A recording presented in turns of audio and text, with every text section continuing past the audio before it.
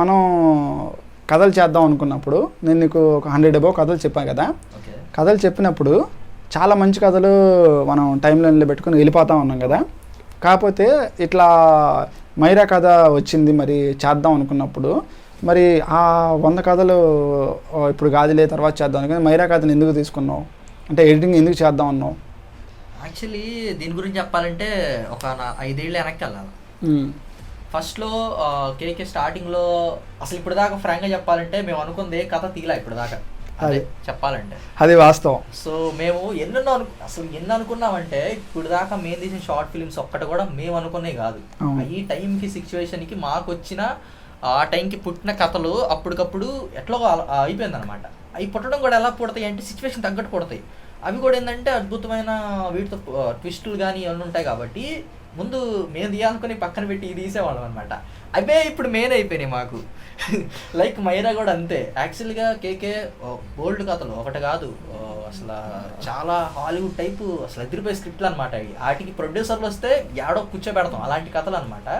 So అప్పుడున్న మీ సిచ్యువేషన్కి, అప్పుడున్న బడ్జెట్కి, అప్పుడున్న మా దగ్గర ఉన్న ఎక్విప్మెంట్కి మేము ఎలాంటి కథలు తీయాలో అప్పుడు కొంచెం రీసెర్చ్ చేసి తగ్గించి మనోడిని నేను వీలేవు తగ్గి అని ఎక్కడికో కుదిచ్చేస్తే అక్కడి నుంచి అందులో కూడా ఇంకా ఫిల్టరు. ఇప్పుడు అలాంటి సిచ్యువేషన్లో కూడా ఇప్పుడు మా దగ్గర ఓన్లీ మొబైలే, ఫస్ట్ టైంలో ఓన్లీ మొబైల్ అనమాట. ఆ మొబైల్లోనే తీయగలిగే కథలే రాస్తాడు మళ్ళీ. వాటిలో కూడా నాకు ఏడో 10 చెప్తే ఒక్కటి స్ట్రైక్ అయింది, ఒక్కటి తీద్దామంటాను. సో అదే మీరు ఇప్పుడు దా చూసినా మా ఫైనల్ అవుట్పుట్లు అనమాట. అంటే ఇప్పుడు పోయినవన్నీ వేస్ట్ కాదు, అవి కూడా అద్భుతమైనవి, కానీ వాటిని మించింది ఇది వచ్చింది కాబట్టి తీస్తూ ఉంటాం. లైక్ మైరా కూడా అంతే. కానీ మైరాకి జరిగిన విషయం ఏంటంటే యాక్చువల్ కాంపిటీషన్కి వచ్చిన ప్రాజెక్ట్ ఇది. మేము కాంపిటీషన్ తీయాలి, కాంపిటీషన్ పంపించాలి. 1 డేలో మనోడు రాశాడు ఆ స్క్రిప్ట్ అనేది. యాక్చువల్గా మనోడు 10-12 స్క్రిప్ట్ రాసుకుని ఒకటి చెప్తాడు, ఒకటి ఫైనల్ చేస్తాము. కానీ మైరాకి జరిగిన విషయం ఏంటంటే ఒకటే రాశాడు, ఫస్ట్ టైం రాశాడు. మైరా అనేది ఒకసారి రాసేసాడు, అది చెప్పేశాడు. ఆ పాయింట్ అనేది అదిరిపోయింది నాకు. సో ఇంకా కేకే ఇంకా షురూ కర్తే హే అన్నాం, వెంటనే ఒక వారంలో ఇచ్చడం జరిగేసింది. అది సో అయిపోయింది అది. సో నీకు మైరా కథ వినగానే సర్ప్రైజ్ అయ్యి ఆ కథని చేద్దాం అన్నాం. ఎగ్జాక్ట్లీ. ఓకే. తర్వాత కేకే నీకు ఒక రాత్రిపూట ఒక ఏదో చిట్ చాట్ మాట్లాడతా ఫోన్ కాల్లో మైరా కథ గురించి చెప్పినప్పుడు ఇట్లా కాంపిటీషన్కి వెళ్తే డబ్బులు వస్తాయి, ఇట్లా మనం సక్సెస్ అవుతాం అనుకున్నాం. కానీ ఆ చెప్పిన మాటకి కాంపిటీషన్ విన్ అయితే పేరు వచ్చిద్దనా, డబ్బులు వచ్చిద్దనా, లేకపోతే ఆ సినిమా మనకి సక్సెస్ని ఇచ్చిద్ది, అందరికి ఉపయోగపడిద్దనా ఉద్దేశంతో అనుకొని చేసావా? ఎస్, థర్డ్ పాయింట్ నేను గమనిస్తాను. ఎందుకంటే ఫస్ట్ థింగ్ మేము లైక్ ముందు అప్రూవల్ కానీ 1 సెకండ్ కానీ వీటన్ని కాంపిటీషన్ పంపించే. కాకపోతే ఏంటంటే తగ్గట్టుగా ఇప్పుడు మైరా నేను యాక్చువల్గా ఫైనల్ చేసేది ఒకటి కాంపిటీషన్ ఉందనో డబ్బులు వస్తాయనో కాదు. అది ముందు బాగా నచ్చి తర్వాత అది ఎంతవరకు ఉపయోగపడుతుంది అనేదే పాయింట్ చూస్తా. ఎందుకంటే సినిమా అనేది ఎంటర్టైన్ చేయకూడదు, ఓన్లీ ఎంటర్టైన్మెంటే కాదు. ఆ సినిమా అనేది చూసినోడికి ఒక థాట్ కలగజేయాలనేదే నా యొక్క బేసిక్ లైన్ అనమాట. నేను అనుకుంటా ఎంత వాడు ఒక అరగంట కానీ పావుగంట కానీ ఎంతైనా ఒక షార్ట్ ఫిల్మ్ వాడు చూస్తున్నాడంటే సమయం వేస్ట్ చేస్తున్నాడంటే, నీకోసం సమయం వేస్ట్ చేస్తున్నాడంటే చూసి అందులో వాడు ఏదో ఒక నేర్చుకున్న పాయింట్ ఒకటి మనం చెప్పాలనేసే నేను అనుకుంటా ఎప్పుడు. సో అలాంటి కథలు మనం ఇస్తాడు. మైరాకు కూడా అదే జరిగింది యాక్చువల్గా. అసలు ముందు కాంపిటీషన్ కాదు, ఆ లైన్ పుట్టగానే ఆ లైన్ మనోడు కథ చెప్పగానే నాకు అనిపించింది చేద్దాం, ఇది ఒక కాంపిటీషన్ కానే కాదు, ఇది జస్ట్ జనాలకు ఉపయోగపడిద్ది. మేజర్గా ఏంటంటే పిల్లలకి బాగా ఉపయోగపడిద్ది. ఇప్పుడున్న సొసైటీకి సంబంధించిన సిచ్యువేషన్లో పిల్లలకి కానీ తల్లిదండ్రులకు కానీ బాగా ఉపయోగపడే పాయింట్ అనమాట. సో అందుకే నేను కేకే చేసేద్దాం అని చెప్పేసి ముందు కాంపిటీషన్కి దాన్ని పంపించేసాం ఆ వర్షను. జనాలకి ఇంకా బాగా దగ్గర చేయాలనేసి ఇంకా దాని లెంత్ వర్షన్ చేసి మీ ముందుకు తెచ్చాం అనమాట. మేజర్గా నేను ఫస్ట్ ఇంపార్టెన్స్ ఇచ్చేది జనాలకు ఉపయోగపడాలనేసి. ఓకే, మేజర్గా గుడ్నెస్. అయితే ఇప్పుడు మైరా సినిమా కేకే నీకు చెప్పినప్పుడు 5 నిమిషాలు చెప్పాడు కదా. ఆ చెప్పిన తర్వాత మొన్న మనం సినిమా మొత్తం చూసుకున్న తర్వాత ఫస్ట్ ప్రింట్ చూసుకున్న తర్వాత ఆ చెప్పిన దానికి చూసిన దానికి ఏమైనా డిఫరెన్స్ గమనించావా? అంటే చెప్పినప్పుడు ఓకే, అది మేము అంటే నేను యాక్చువల్గా ఏంటంటే ఆల్మోస్ట్ నువ్వు చెప్తే ఇంకా మన ఇద్దరం ఒకటి ఫైనల్ అయ్యామంటే అది ఆల్మోస్ట్ హిట్టే. అది అవుట్పుట్ చూసినాక డబుల్ ఇంపాక్ట్ ఎక్కువ ఉంటుంది అనమాట. సో మైరాకి త్రిబుల్ ఇంపాక్ట్ అయింది ఈసారి. ఎందుకంటే ఇది ఓన్లీ ఒక ట్విస్ట్గా అంటే ఒక ట్విస్ట్తో వెళ్తుంది మన షార్ట్ ఫిల్మ్స్ అనేవి. దీంట్లో ఏంటంటే ప్రతి ఒక్కరి నుంచి నరుక్కుంటూ వచ్చాం మూవీలో. నువ్వు చెప్పిన కథ దాన్ని బట్టి స్క్రీన్ ప్లే బట్టి ప్రతి ఒక్కరు నరుక్కుంటూ వచ్చేసరికి దాని అవుట్పుట్ చూసేసరికి మామూలుగా నేను కూడా ఎడిటింగ్ చేసేటప్పుడు చూస్తా కదా, తర్వాత మొత్తం ఫైనల్ చూస్తా కదా, ఇప్పటికీ నేను నాకు తెలిసి నా అంతటి నేను ఒక 40 సార్లు చూసుంటా దాన్ని కౌంట్ చేసుకుంటే. ఎడిటింగ్ చేసినప్పుడు కానీ అయినప్పుడు కానీ మొత్తానికి కలిపి ఒక 40 సార్లు చూసుంటా. చూసిన ప్రతి టైము నేనే దాంట్లోకి వెళ్ళి సినిమాలో పోయి చూస్తా. అంటే మామూలుగా నేను ఎడిటింగ్ చేసిందాక 10 సెకండ్స్ స్కిప్ చేద్దామని ఫస్ట్ ఆన్ చేస్తాను నేను. డిస్క్లైమర్ కాడి నుంచి చూస్తా. ఎప్పుడైతే ఇంట్రో పడిద్దో ఇంట్రో పడగానే నేను అట్ట ఆగుతా, ఇంకా వెళ్తా ఉంటుంది, ఇంకా సినిమా వెళ్ళిపోతూ ఉంటుంది. అయిపోయగానే ఏంది అప్పుడే అయిపోయిందా స్కిప్ చేద్దాం అనుకున్నాను కదా అనిపించింది అనమాట. సో నాకే అలా అనిపించింది. సో చూసుకున్నప్పుడు కూడా మైరాకు కూడా అదే జరిగింది యాక్చువల్గా. సో గత వాటికన్నా ఇదేనికన్నా ఇది ఇంకా బెస్ట్గా మనం ముందు అనుకున్న దానికన్నా ఇంకా బెస్ట్గా వచ్చింది, ఇంకా అదిరిపోయేటట్టు వచ్చింది. సో చెప్పినప్పుడు 5 నిమిషాలు దానికన్నా చూసినప్పుడు ఫుల్ సాటిస్ఫాక్షన్ అయ్యావు. ఫుల్ సాటిస్ఫాక్షన్ స్కిప్ చేయలేకపోయావు ఎన్నిసార్లు చూసినా. చేయలేను, నేనే చేయలేనంటే ఇంకా వాళ్ళు ఇంకా చేయలేరు జనాలు. అది ఓకే, గుడ్నెస్.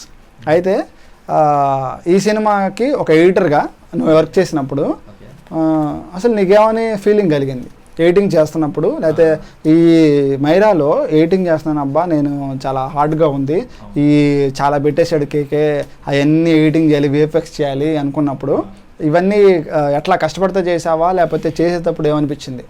సో యాక్చువల్గా ఫస్ట్ కట్ చెప్పినప్పుడు ఇంత ఉంటుందని నేను ఎక్స్పెక్ట్ చేయలే. ఏదో ఒకటి మేనేజ్ చేస్తుంది. ఒక పోర్షన్ ఉంటుంది, పోలీస్ ఆఫీసర్ పోర్షన్ ఉంటుంది, అదొక్కటే కొంచెం టఫ్ అనిపించింది. మిగతాదంతా ఒకలా చేద్దామని మేనేజ్ చేద్దాం నేను అనుకున్నా. అదొకటి టఫ్ ఉంటుంది. నేను ఇది కథ చెప్పినప్పుడు సంగతి ఇది టఫ్ ఉంటుందిలే, మహా అయితే పోలీస్ పోర్షన్ ఒకటి ఉంటుంది, అక్కడ కొంచెం టఫ్ అవుతుంది ఎడిటింగ్కి, మిగతాదంతా మనం మేనేజ్ చేసేయచ్చులే ఏముందిలే అని చెప్పేసి కాల్ దగ్గర వేసుకున్నా ఏముంది అనుకున్నా. వన్స్ నేను ప్రతి ప్రాజెక్ట్కి ఇంతే అనుకుంటా. ప్రస్తుతం ఇప్పుడు కష్ట విషయం నష్టం కాబట్టి చింతే. ఏంటి షూటింగ్ చేసేటప్పుడు ఒకలాంటి మెంటాలిటీ ఉంటుంది నాకు. ఏంటి అంటే ఏముంది షూటింగ్ చేసాం కదా, నాకు తెలిసిన ఫ్రేమ్ లేక ఏముంది అట్ట యాడ్ చేద్దాం అనిపించింది. అక్కడ కూర్చున్నాక అర్థమైంది, సిస్టమ్ ముందు కూర్చున్నాక ఓహో మామూలు ఎవరం మామూలుగా లేదుగా 7 మీద ఉందనుకొని అనిపిస్తుంది అనమాట. సో లైక్ మైరా గురించి అడిగింది అంతే, ఏదో ఒక 2-3 టైమ్స్ కొంచెం టఫ్గా ఉంటుందిలే అనుకున్నా. వన్స్ అన్ని ఫుటేజ్లన్నీ పెట్టుకొని చూసుకున్నాక అనిపించింది అబ్బో ఇది మామూలు కాదు, కొంచెం పని పెట్టిద్దియా మనకు పని పెట్టిద్ది అనుకున్నా. అట్లా పని పెట్టింది మొత్తానికి, నిజం ఒప్పుకోవాలి కాబట్టి పని పెట్టింది. ఎందుకంటే మనకి ఉన్న సోర్సెస్ తక్కువ, చాలా తక్కువ, అసలు లేనట్టే చెప్పాలంటే. లేనాటిని క్రియేట్ చేయాలి కదా. సో చాలా రీసెర్చ్ ఉంది దాని వెనక. ఎడిటింగ్లో కూడా ఈ పలానా చోట ఇది పెడితే వెళ్తుంది, ఈ మ్యూజిక్ పెడితే ఎలా ఎలివేట్ అవుతుంది, ఆ బిట్ పెడితే ఎలా ఎలివేట్ అవుతుంది, అవన్నీ కూడా చూసుకొని చేసుకునేసరికి దుంప దిగింది. ఓకే పర్లేదు, కష్టపడ్డా సరే నాకు ఆ పాయింట్ అది ఉంటుంది కదా, కీ పాయింట్ ఉంటుంది మూవీలో, ఆ కీ పాయింట్ నన్ను నడిపించింది అనమాట. ప్రతి చోట కూడా ఒక కీ పాయింట్ ఉంటుంది. ఈ మైరాలో మాత్రం స్పెషల్గా ప్రతి ఒక్కరి దగ్గర ఒక కీ పాయింట్ ఉంటుంది. ఆ కీ పాయింటే ఆ సినిమాని ఎలాగైనా కాజేయాలి, అసలు అదిరిపోద్ది, కష్టపడ్డా పర్లేదు అవుట్పుట్ అదిరిపోవాలనేసి ఎయిమ్తో చేశాను. కష్టపడింది మాత్రం నిజం, కానీ ఇష్టపడ్డాం సినిమాని. అందుకే ఈరోజు మీరు చూసిన రేపు మీరు చూడ అవుట్పుట్ వస్తుంది. ఒకవేళ ఎడిటింగ్ కనుక ప్రైజ్ కనుక తీసుకోవాలనుకుంటే ఈ సినిమాకి ప్రాజెక్ట్కి ఎంత వరకు అయితే ఛార్జ్ చేస్తావు? ఒక ప్రొఫెషనల్ ఎడిటర్గా చెప్పాలంటే నేను నా సినిమా కాకుండా పక్క సినిమా లాగా ట్రీట్ చేస్తే నేనైతే దీన్ని పర్సనల్గా ఒక 50,000 to 75,000 తీసుకుంటా. అంత తీసుకుంటాం ఒక సినిమా మొత్తం పడ్డ కష్టానికి ఇది వర్త్ అన్నమాట. ఈ సినిమాలో ఏ పాయింట్ నీకు బాగా ఇబ్బంది పెట్టింది? ఎడిటింగ్ చేస్తారు ఒక చిన్న పార్ట్ భలే ఇబ్బంది పెట్టింది చాలా. అదే దీంట్లో ఒక టీచర్ పోర్షన్ అండ్ ఒక పోలీస్ పోర్షన్ ఉంటుంది. వాటికి ఏంటంటే మాకున్న ఇప్పుడున్న వాటిలో మా పర్మిషన్లు ఉండవు తీసుకెళ్ళడానికి. చెప్పాంగా 0 బడ్జెట్ అని ముందుగా అనుకున్నట్టుగా. సో మనకి పర్మిషన్లు ఎక్కువ ఉండవు కాబట్టి వాటిని ఏంటంటే ఫుటేజ్లు ఎతికి పెట్టాలి యాక్చువల్గా. సో ఫుటేజ్లు కూడా ఎలా ఉండాలి, అతికిచ్చినట్టు అనిపించకూడదు, రియాలిటీగా ఉండాలి అనేసేదే మళ్ళీ నాకు ఒప్పుకోదు, ముందు నా మైండ్ ఒప్పుకోదుగా. నా మనసు ఒప్పుకోదు. ఇప్పుడు సపోజ్ ఏదో ఒకటి పెట్టచ్చు అక్కడ తీసుకెళ్ళి, కానీ ఎందుకో నాకు ఒకవేళ పెట్టినా నాకు సాటిస్ఫాక్షన్ ఉండదు. దానికి సింక్ అయ్యే ఫుటేజ్లో పెట్టాలి, ఆ సింక్ అయ్యే ఫుటేజ్లు ఎత్తుక్కోవాలి, మళ్ళీ ఆ సింక్ అయ్యే ఫుటేజ్లు ఎత్తుక్కోవాలి, తర్వాత బ్యాక్గ్రౌండ్స్ దానికి తగ్గట్టుగా పెట్టుకోవాలి. కుదిరితే అసలు ఒరిజినల్ బ్యాక్గ్రౌండ్ తీసుకొచ్చి ఆడ వేయాలి, వాళ్ళు మార్ఫింగ్ చేయాలి. సో ఇవన్నీ చాలా ఉన్నాయి అనమాట. సో మేజర్గా police point and teacher point దగ్గర కొంచెం టఫ్ అనిపించింది. ఎంత చేసినా సరే అవుట్పుట్ అనేది బాగా ఇవ్వాలన్నది మా పాయింట్. సో ఏదో ఇచ్చేయాలి, చేసేయాలి, మాకు పేరు రావాలి, అది కాదు పాయింట్. మేము ఎలా చేసినా ఇక్కడ వాళ్ళు అందరూ చూస్తారు, ఇక్కడ వాళ్ళు అందరూ ఎంకరేజ్ చేస్తారు, అది నో పాయింట్. కానీ మాకు సాటిస్ఫాక్షన్ ఉండదు. ఇది చూసేది నేను ఒకవేళ నా పర్సనల్గా నేను చెప్పాలంటే ఒక ఎడిటర్గా, నేను ఒక 100 ఏళ్ళ తర్వాత మళ్ళీ నేను మైరా ఆన్ చేసినప్పుడు నేను రిగ్రెట్ ఫీల్ అవ్వకూడదు. ఇక్కడ చోట నువ్వు ఆ రోజు కొంచెం ఫోకస్ పెట్టి మేము చెతుకుంటే బాగుండేది కదా ఇంకా అని చెప్పేసి నాకు ఆ రిగ్రెట్ రాకూడదు అనేసి నేను మ్యాక్సిమము ఒక ఫిల్మ్ లుక్కే తెస్తాను. సో నాకు ఆ ఫీలింగ్ ఉంటుంది. అట్లానే అందుకే చూసే అవుట్పుట్లు కూడా అంత బాగుంటాయి అన్నమాట. చిన్న చిన్న మిస్టేక్స్ అనేవి ఇక మనం వాటిని ఏం చేయలేము, ఎందుకంటే మనకు కూడా ఒక పెద్ద నిర్మాత ఉండి, ఒక ₹1 బడ్జెట్ ఉండి, అనేక లొకేషన్స్లో పర్మిషన్ ఉండి, అన్నిటికీ అవకాశం ఉన్నట్టయితే అసలు 0 రిజల్ట్తో 0 మార్క్స్తో మనం ఏంటంటే చక్కగా తీసుకొస్తాం. అయితే ఇక ఇంత పెద్ద ప్రాజెక్ట్లో 1-2 మిస్టేక్స్ అనేవి చిన్న చిన్నగా కనిపిస్తూ ఉంటాయి. కాకపోతే సినిమాకి అవి తగ్గించుకుంటా ప్రేక్షకుల దగ్గర నుంచి, క్రిటిక్స్ దగ్గర నుంచి ఎటువంటి ఇబ్బందులు లేకుండా ముందుకెళ్ళాలనేది మేము ప్రయత్నిస్తూ ఉన్నాం. ఈ సినిమాకి మరింత ముందుకు వచ్చాం. మైరా మూవీలో నీకు నచ్చిన పాత్ర ఎవరు? నాకు అన్ని పాత్రలు ఇష్టమే. మేజర్గా నాకు నచ్చే పాత్ర ఏంటంటే ఇందులో విలన్ది. ఆ ట్రాన్స్ఫర్మేషన్ కానివచ్చు, చెప్తే స్పాయిల్ అయిపోద్ది కానీ ఓ ట్రాన్స్ఫర్మేషన్ షార్ట్స్ అవి ఉంటాయి మనోడి, అదిరిపోతాయి సినిమాలో. నాకు బాగా ఇష్టం. తర్వాత యాస్టీస్గా తెలుసుగా మా హీరో మైరా, తను కిల్డిట్ అనమాట. అసలు ఆ పిల్లకి వంకలు పెట్టడానికి లేదు, అంత బాగా చేసిందంటే. మాకు అది రేపు మేము లైవ్లో మాట్లాడతాంలే దాని గురించి. ఆ పిల్ల అమ్మాయి చేసిన దీని గురించి, ఆ అమ్మాయి చేసిన షూటింగ్ గురించి, సో మొత్తం దాని గురించి అంతా కూడా మీకు లైవ్లో మాట్లాడతాము. సో ఈ వీడియోకి చెప్పాలంటే ఆ పిల్ల దేవత మా దృష్టిలో. నిజంగా మాత్రం అసలు ఆ అమ్మాయి లేకపోతే ఏం ఉండేది కాదు. మైరా అంత బాగా చేసింది యాక్టింగ్. నాకు సూపర్ క్యారెక్టరైజేషన్ బాగుంటుంది, ఆ పిల్ల యాక్టింగ్ బాగుంటుంది, అన్నిటికీ నాకు సెకండ్ హైలైట్ అమ్మాయి. క్యారెక్టరైజేషన్ అన్నావు కదా, ఒక డైరెక్టర్ కదా, నువ్వు కూడా వన్ ఆఫ్ డైరెక్టర్ కదా. సో క్యారెక్టరైజేషన్ దానిలో పలానా రోల్ అన్నప్పుడు, ఇప్పుడు అప్రూవల్లో సుఖరాజ్ కంచర్లాని భానుని తీసుకున్నారు, దీనిలోనేమో భానుని వేరే క్యారెక్టర్లో పెట్టారు, అయినా సెట్ అయిపోయాడు. ఇప్పుడు నువ్వేమో యాష్ ఆర్యన్గా 1 సెకండ్లో ఉన్నావు, మరి ఇక్కడికి వస్తేనా పుష్పరాజుగా ఉన్నావు, పురుషోత్తంగా ఉన్నావు. అలాగే మరి మైరా అనే కాకుండా ఇంకా చాలామంది పాపులు ఉంటారు కదా. అలా క్యారెక్టరైజేషన్లో ఎందుకు పలానా వాళ్ళని ఎందుకు పిక్ చేస్తున్నారు, అసలు ఎలా తీసుకుంటారు మీ క్యారెక్టరైజేషన్? వీళ్ళు సెట్ అవుతారు. మేము మనిషిని చూసి కథ అనుకోం ఎప్పుడు ముందు కథ రాసిన తర్వాత మనుషులు ఎతకడం స్టార్ట్ చేస్తాం అన్నమాట. సో అలానే ఫస్ట్ మైరాకు కూడా కథ అనుకున్నప్పుడు మాకు ఆల్రెడీ 1 సెకండ్లో చేసిన మా సంజన, ఆ పిల్ల అమ్మాయి అప్పట్లోనే బాగా చేసింది. 1 సెకండ్ టైంలోనే అమ్మాయి అడ్లాడిచ్చింది. ఒకసారి ట్రై చేద్దామని పిలిచాం. జస్ట్ మాకు ఇప్పుడు షూటింగ్ చేయాలంటే డైరెక్ట్గా ఒకే అమ్మాయి రేపు వచ్చేసే అని చెప్పేసి రేపు డైరెక్ట్గా మేము షూట్లో చేయం. యాక్చువల్గా ఒక సినిమాకి ఎలా ఉంటుందో ముందు ప్రాక్టీసింగ్ ఎలా ఉంటుందో డైలాగ్స్ అన్ని చెప్పించి ప్రాక్టీస్ చేయడం జరిగింది అనమాట. సో అలానే అమ్మాయిని సంజన కూడా పిలవడం జరిగింది. ఒకనొక సండే రోజు అమ్మాయి వచ్చింది, డైలాగ్స్ అన్ని చింపి పడేసింది. అన్నీ సింగిల్ షార్ట్లో చేసింది. అప్పుడే మేము ఆ అవుట్పుట్ చూసేసాం. ఆ పిల్ల ఫేస్లోనే మేము అవుట్పుట్ చూసేసాం. రేపు షూటింగ్ అప్పుడు అల్లాడిచ్చేసింది ఈ అమ్మాయి అని చెప్పేసి యాస్టీస్గా అలానే చేసింది. అంతే, ప్రతి క్యారెక్టర్ కూడా అలానే పుట్టింది యాక్చువల్గా. ఇప్పుడు మైరాకి మేము చూడగానే ఒక లుక్ చూడగానే ఆ స్క్రిప్ట్కి తగ్గట్టుగా ఆ లుక్ సరిపోయింది, అతను మనిషి కరెక్ట్గా ఉన్నాడని కానీ మాకు ముందుగా ఒక సెన్స్ ఉంటుంది అనమాట. ఆ సెన్స్లోకి తెలిసిపోద్ది. సో యాస్టీస్గా మేము ఒక చిన్న 2-3 డైలాగ్ ప్రాక్టీస్ చేసినప్పుడు అర్థమైపోయింది. సో అలానే క్యారెక్టర్లు కూడా వస్తాయి. మా లక్ కొద్ది ఏంటంటే మా సర్కిల్లోనే మేము దొరకడం జరిగింది ఈ సినిమాకి కూడా యాక్చువల్గా. సో ఎప్పుడైతే మనిషిని బట్టి క్యారెక్టర్ రాయడం జరగదు, కథను బట్టే అందులో ఒకవేళ సెట్ అయితే వెల్ అండ్ గుడ్, సెట్ అవ్వకపోతే ఎవరైనా సరే వెళ్ళిపోదాం, సెట్ ఎంతవరకు ఆగుతాం. మా లక్ ఏంటంటే మైరాకి అందరు సెట్ అయ్యారు, అది పాయింట్. ఇది లొకేషన్స్ మరి ఎలా సెలెక్ట్ చేసుకుంటారు? లొకేషన్స్ కూడా అంతే. మాకు అది కూడా చెప్పాలంటే దేవుడి కరుణనే చెప్పాలి ఈ విషయంలో. ఎందుకంటే మా చుట్టుపక్కల అలాంటి లొకేషన్స్ ఉన్నాయి. మీరు రేపు సినిమాలు చూసినప్పుడు ఏంది అక్కడ అక్కడ ఎక్కడెక్కడ అంటారు, ఎక్కడెక్కడ అంటారు కానీ అక్కడే ఉంటాయి, ఎక్కడో తీసినట్టే ఉంటుంది కానీ తీసిన చుట్టుపక్కలే ఉంటుంది అనమాట లొకేషన్స్. సినిమా అంత బాగా ఎలివేట్ అవుతాయి. మాకు తగ్గట్టుగా ఏంటంటే మేము అనుకున్న స్పాట్లు మాకు దగ్గరలోనే ఉన్నాయి. మేము ఆఫీసులకి పోయేటప్పుడు, వర్కులకు పోయేటప్పుడు, యాక్చువల్గా మేము ఎప్పుడు అంటే మ్యాక్సిమం సినిమా గురించి ఆలోచించుకుంటూ ఉంటాం. రోజు చిట్ చాట్ అదే ఉంటుంది, మాటలు అదే ఉంటుంది. సినిమా నెక్స్ట్ ఏంటి, లేకపోతే సినిమా థాట్స్కి సంబంధించినవి ఉంటాయి. ఆ థాట్లోనే ఎప్పుడు వేరే పనులు చేసుకుని అదే రన్ అవుతుంటాయి అనమాట. సపోజ్ ఏదైనా ఎక్కడికైనా పోతున్నాం అనుకోండి, ఒక మంచి లొకేషన్ తగిలింది అనుకోండి, అది మైండ్లో ఇట్లా బుర్రలో పడిపోద్ది. ఓకే ఈ లొకేషన్ ఇది ఇలా ఉంటుంది, ఓకే దీనికి సంథింగ్ ఇలాంటివి వచ్చినప్పుడు వాడదామని ఉంటుంది. అలాగే మైరాక్ కూడా ఏంటంటే వన్స్ మేము ఎప్పుడో నేను మైండ్లో ఒక బుర్రలో కొన్ని లొకేషన్స్ అనుకొని అట్లా పెట్టుకున్నాను. ఎప్పుడైతే మైరాక్ అది వచ్చిందో ఓకే ఇది అక్కడ పెడితే బాగుంటుంది కదా అనుకున్నాము. పోయి ట్రయల్గా 4-5 ఫోటోలు తీసుకున్నాము, సరిపోయింది. సో అట్లా లొకేషన్స్ అన్ని కూడా ప్లాన్ చేయడం జరిగింది. అందరికీ తెలియాల్సిన సీక్రెట్ ఒకటి ఉంది, అది ఇప్పుడు మనం బట్టబయలు చేద్దాం. ఓకే ఏంటంటే ఇప్పటి వరకు కూడా కష్టం ఇష్టం నష్టం రూపాయి, 1 సెకండ్, భోజన ప్రియుడు, అప్రూవల్, ఇప్పుడు లేటెస్ట్ మైరా, ఇప్పుడు ఇన్ని ప్రాజెక్ట్స్ చేశారు కదా, ఇన్ని ప్రాజెక్ట్స్ని 0 బడ్జెట్లో చేశారు అంటున్నారు కదా. సో ఇప్పుడు నేను 0 బడ్జెట్లో మీరు ఎలా చేశారు అదేనా? ఎందుకంటే ఇది నాకు తెలుసు, ఒక ఆడియన్గా అందరికీ తెలియాలి కాబట్టి నేను ఇప్పుడు ఆ సీక్రెట్ని రివీల్ చేద్దాం అనుకుంటున్నాను. సో ఎలా చేశారో ఇప్పుడు నేను అడుగుతాను, నువ్వు చెప్పు. సో 0 బడ్జెట్ అంటున్నావు కదా, సినిమాలు చూస్తేనేమో 50,000 40,000 తీసుకుంటాను, ఎడిటింగ్కి ₹1,00,000 తీసుకుంటాను అంటున్నావు కదా. సో ఇప్పుడు అంత కాస్ట్గా కాకుండా ఇంత తక్కువలో చేస్తే కొంతమంది 20,000 పెట్టి 30,000 పెట్టి సినిమాలు తీస్తున్నారు.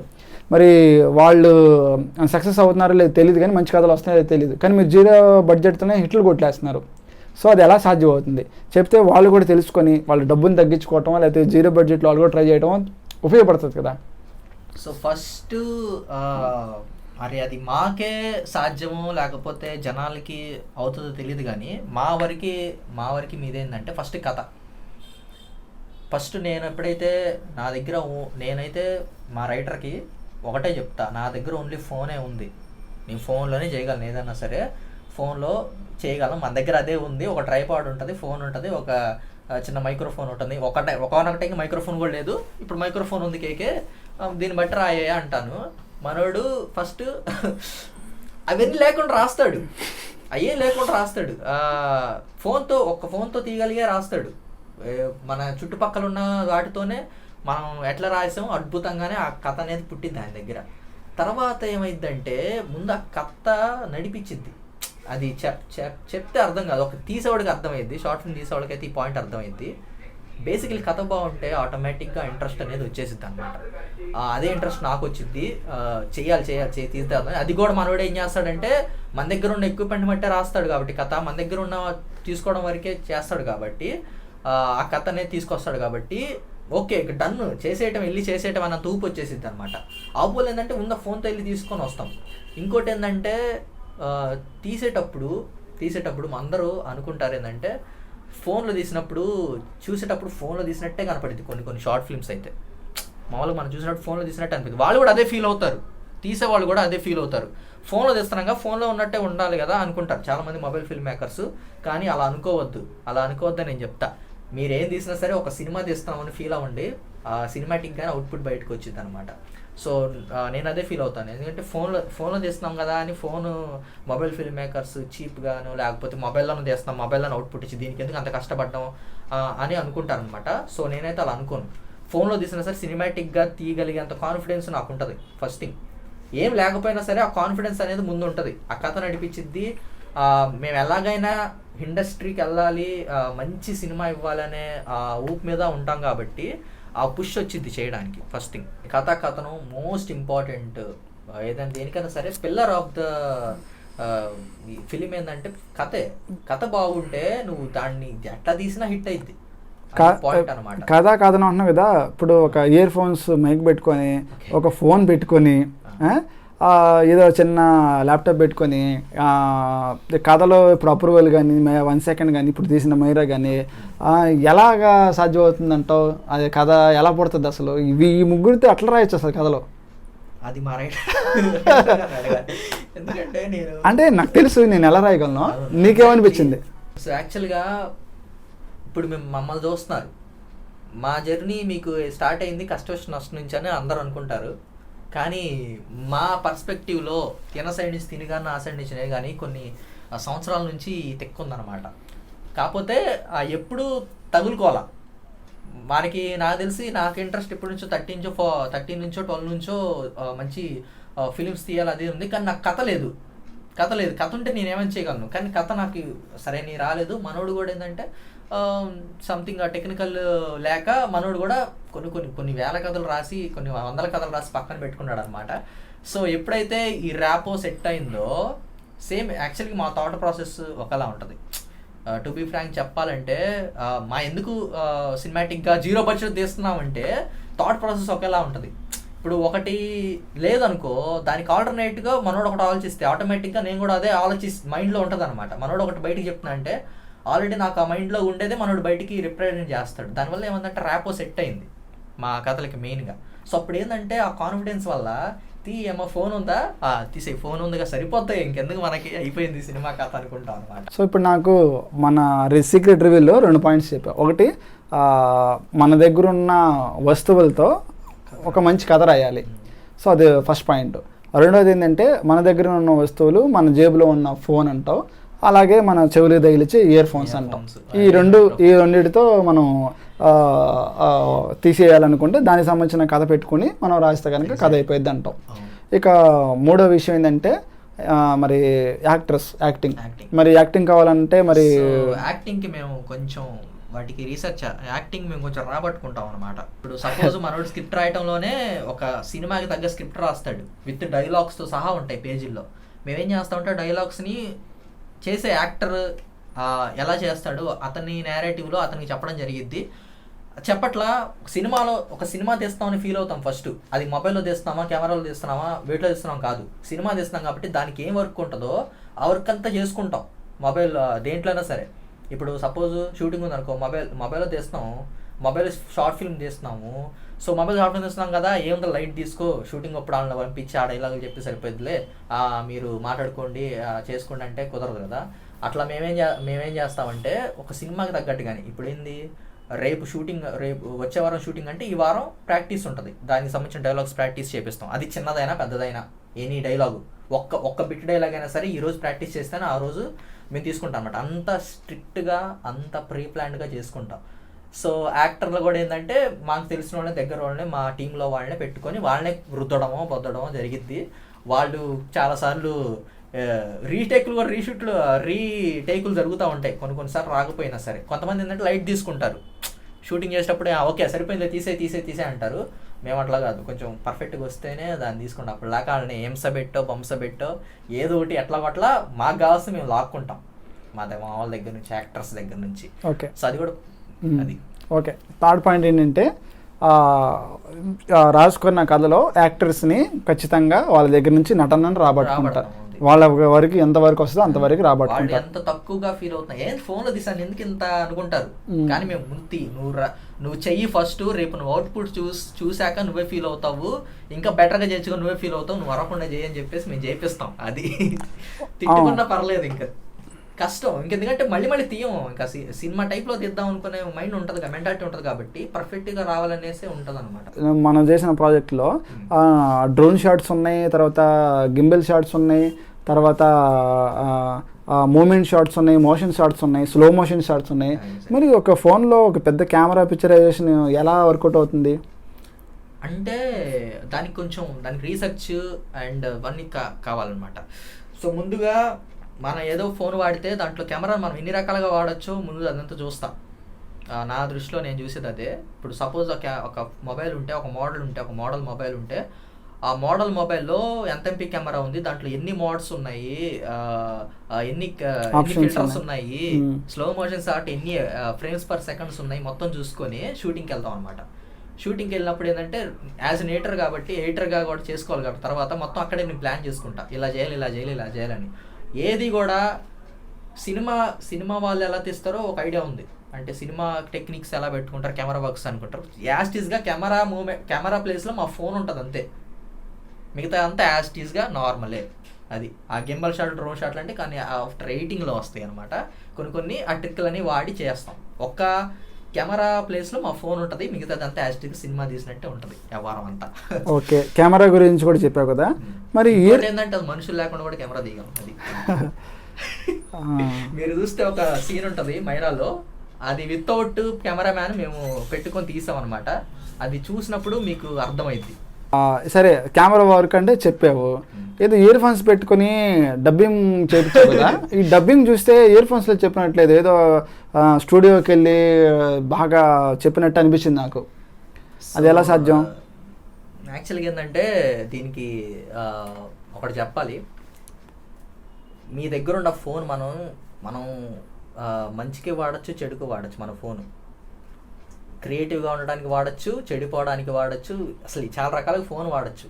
కానీ నేను ఫోన్ ఎందుకు వాడతానంటే ఇలాంటి ట్రిక్కులు తెలుసుకోవడానికి. యాక్చువల్గా ఎడిటింగ్లో మనం ఇంకెంత సినిమాటిక్గా తేవచ్చు సినిమాని, ఇంకెంత సినిమాటిక్గా తేవచ్చు, ఇంకెంత సినిమాటిక్గా మనం ఎడిటింగ్ తేవచ్చు, సినిమాటిక్గా మనం వాయిస్ తేవచ్చు అనేది మొత్తం రీసెర్చ్ చేస్తూ ఉంటాను. ఎప్పుడు ఖాళీ టైం దొరికినప్పుడు ఇదే చేస్తాను. ఆ వ్యాస్టేజ్కి ఏంటంటే ఆ మూమెంట్ వచ్చినప్పుడు ఉపయోగపడతా ఉంటాయి అనమాట ఆ ట్రిక్కులు అనేవి. అంత మొబైల్లోనే కొన్ని సిస్టంలో చేసుకుని కొన్ని మొబైల్లో చేస్తాము. సో అలా ఏంటంటే ఆ ట్రిక్కులు ఎతికినప్పుడు ఏంటంటే మేము తగ్గట్టుగా మాకు ఆ మూమెంట్ వచ్చినప్పుడు మాకు అవి హెల్ప్ అవుతాయి మొబైల్లో. సో యాక్చువల్గా ఈ ఎడిటింగ్ సంబంధించింది ఎప్పుడు మైండ్ తిరుగుతూ ఉంటుంది, ఫోన్లో తిరుగుతూ ఉంటాయి కాబట్టి.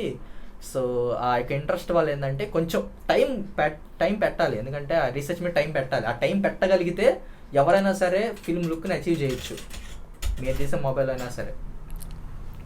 ఇప్పుడు సరే, ఇదంతా బాగానే ఉంది, మరి సినిమా ఎడిటింగ్ సినిమా చూస్తున్నామో ఇది హాలీవుడ్లో తీసారా లేకపోతే ఒక ఇండస్ట్రీలో పలానా ఎవరైనా తీసారా అనిపిస్తుంది. మరి ఎడిటింగ్కి పెద్ద సాఫ్ట్వేర్స్ 50,000 తీసుకుంటా 70,000 తీసుకుంటాను, మరి ఎడిటింగ్ మరి చిన్న ల్యాప్టాప్లో ఎలా చేస్తున్నావు అసలు? ఎడిటింగ్ అదే చెప్పట్లా ఇంట్రెస్ట్ అనమాట నాకు. యాక్చువల్గా ఫస్ట్ నుంచి కూడా హాలీవుడ్ మెటీరియల్ అంటే ఇష్టం.